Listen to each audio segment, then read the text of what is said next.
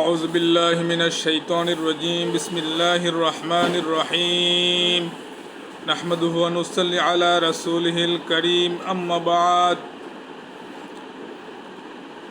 সমস্ত প্রশংসা সেই মহান আল্লাহ পাক রব্বুল আলামিনের জন্য যে আল্লাহ পাক রব্বুল আলামিন আমাদেরকে মুসলমান হিসেবে পৃথিবীতে পাঠিয়েছেন, মুসলমানের ঘরে জন্মদান করেছেন। আল্লাহ পাকের দরবারে লাখো কোটি শুকরিয়া জ্ঞাপন করছি, আলহামদুলিল্লাহ। লাখো কোটি দরুদ ও সালাম সেই মহান মানবতার মুক্তির দূত, আলোর দিশারি, যিনি সর্বকালের সর্বশ্রেষ্ঠ মহামানব জনাবে মুহাম্মদুর রাসূলুল্লাহ সাল্লাল্লাহু আলাইহি ওয়াসাল্লাম।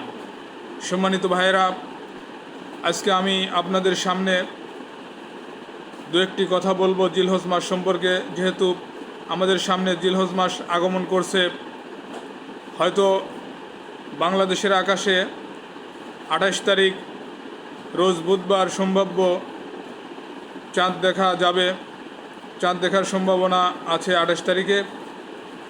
তো চাঁদ ওঠার পরে কিছু আমল আছে যার ফজিলত অনেক। রাসূল করিম সাল্লাল্লাহু আলাইহি ওয়াসাল্লাম বলেছেন, তোমাদের মধ্যে যাদের কুরবানি আছে তারা যেন জিলহজ মাসের পর থেকে শুরু করে, জিলহজ মাসের চাঁদ ওঠার পর থেকে শুরু করে কুরবানির আগ পর্যন্ত যেন তারা চুল এবং নখ না কাটে। এই চুল এবং নখ আমাদের চাঁদ ওঠার পর থেকে শুরু করে কুরবানির আগ পর্যন্ত কাটা যাবে না, এটা রাসূল করিম সাল্লাল্লাহু আলাইহি সাল্লাম নিষেধ করেছেন। হাদিসটি আবু দাউদ শরীফে আসছে, এটি সিয়াসিত্তার হাদিস, সহিহ হাদিস।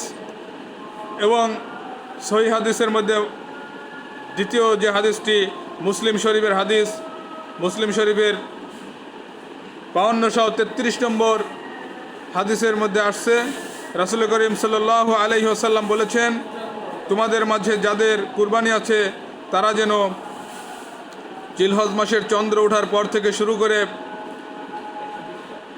কুরবানি দেওয়ার আগ পর্যন্ত তারা যেন চুল এবং নখ না কাটে। এই জিলহজ মাসে আরও অনেক ফজিলত রয়েছে। বেশি বেশি জিকির আজগারে মশগুল থাকতে হবে, খাস দিলে আল্লাহ পাকের দরবারে তওবা করতে হবে, আন্তরিকভাবে তওবা করতে হবে। চুল এবং নখ তো কাটা যাবেই না, এবং বেশি বেশি আমল করতে হবে।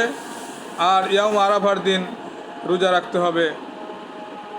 9 দিনই রোজা রাখা যায়, তার মধ্যে বিশেষ করে ইয়াউম আরাফা অর্থাৎ জিলহজ মাসের 9 তারিখে রোজাটা রাখতে হবে আমাদেরকে। আল্লাহ পাক আমাদেরকে এই হাদিসের উপর আমল করার তৌফিক দান করুন।